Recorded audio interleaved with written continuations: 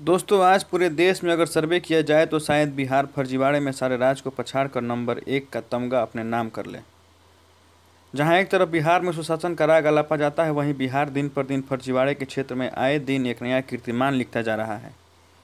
चाहे शराबबंदी के नाम पर बिहार में शराब का होम डिलीवरी करना हो, या जल नल योजना के नाम पर पैसों की उगाही कर घर घर से जल नल गायब करना हो, या आजकल बिहार में सबसे चर्चित टीचर की बहाली के नाम पर चीटरों का बहाल होना हो।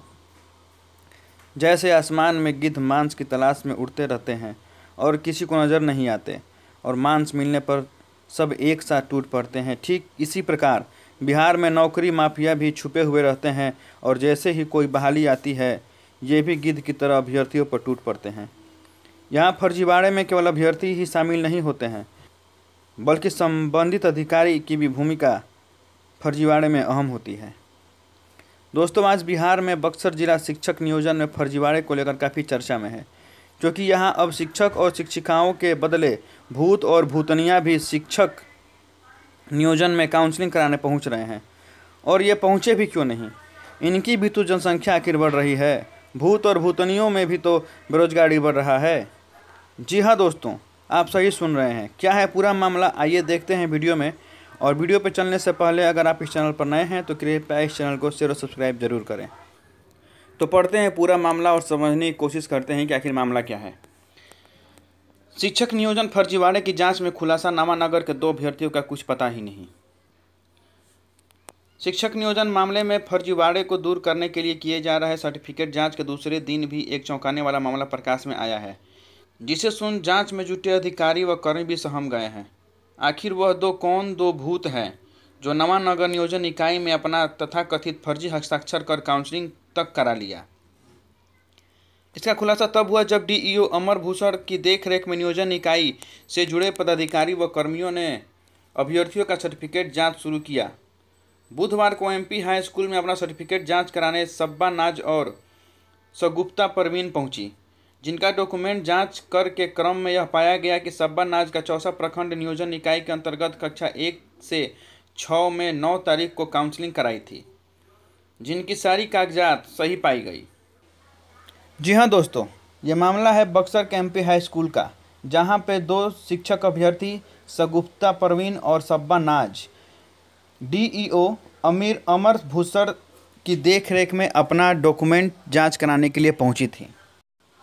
इन दोनों महिला अभ्यर्थियों द्वारा पहले ही 9 तारीख को कक्षा 1 से 6 तक के लिए चौसा प्रखंड नियोजन इकाई में अपना नियोजन करवा लिया गया था, लेकिन यहाँ पर वे लोग अपना डॉक्यूमेंट जांच कराने के लिए पहुंची थी।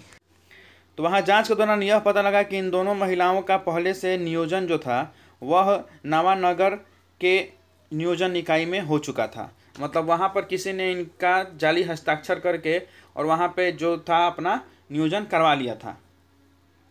तो प्रश्न ये उठता है कि जब नवानगर में इनका जब नियोजन हुआ तो वहाँ पे इनके डॉक्यूमेंट की जांच की गई कि नहीं, और जांच किया गया तो वहाँ पे क्या फर्जी डॉक्यूमेंट दिखाया गया था या फिर सही दिखाया गया था। अगर फर्जी सर्टिफिकेट दिखाया गया था तो फिर वहाँ के जो नियोजन इकाई था उनको उनकी पकड़ में क्यों नहीं आया।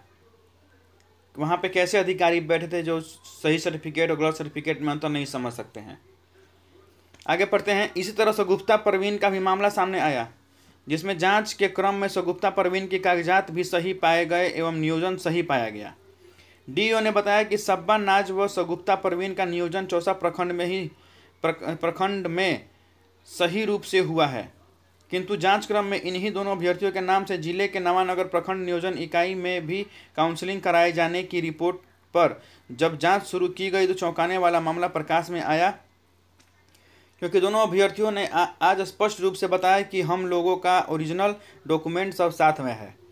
इतना ही नहीं, चौसा के अलावा हम लोगों ने कहीं काउंसलिंग नहीं कराया है।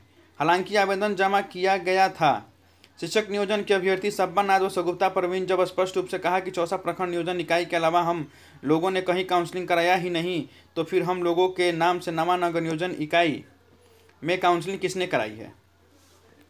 जी हाँ दोस्तों, ये जो सगुप्ता जी और सब्बा, ये जो दोनों महिलाएं हैं, इन्होंने यह कहा कि हमने चूँकि नामानगर से फॉर्म भरा था, चूँकि एक आप अगर टीचर अभ्यर्थी हैं तो आप कई जगहों से अपना फॉर्म भर सकते हैं। तो इन्होंने कहा कि हमने नामानगर नियोजन इकाई में भी अपना फॉर्म डाला था, लेकिन हम लोग वहाँ पे नहीं गए हैं अपना नियोजन करवाने के लिए। तो आखिर प्रश्न उठता है कि वहाँ पे कौन गया था अपना डॉक्यूमेंट लेकर नियोजन कराने के लिए। जब डॉक्यूमेंट इन दोनों के पास है तो वहाँ पे कौन सा डॉक्यूमेंट पेश किया गया, और फिर नकली डॉक्यूमेंट पकड़ा क्यों नहीं गया।